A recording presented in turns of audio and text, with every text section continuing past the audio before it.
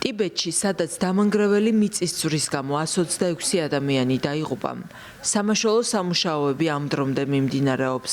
ადგილზე მობილიზებულია 1850 მეხანძრე მაშველი, რომელიც ცდილობს ნანგრევებს ქვეშ მოყოლილი ადამიანების გადარჩენას.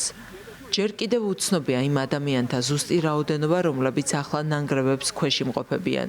თუმცა საგანგებო სამსახურის თანამშრომლებმა უკვე 400 ადამიანის გადარჩენა შეძლეს. 7 იანვარს ტიბეტში მომხდარი მიწისძვრა 7 მაგნიტუდის სიმძლავრის იყო. მიწისქვეშა ბიძგები ამ დრომდე გრძელდება. ჩვენი შემდეგი პრიორიტეტია თითოეული სოფლის მონახულება, რომელიც მიწისძვრის შედეგად დაზარალდა. ჩვენ მიზნად ვისახავთ გავიგოთ კატასტროფის მასშტაბები თითოეულ სოფელში და მოვძებნოთ ნანგრევებს ქვეშ მოყოლილი პირები, რათა გადავცეთ ინფორმაცია სამაშველო ჯგუფებს.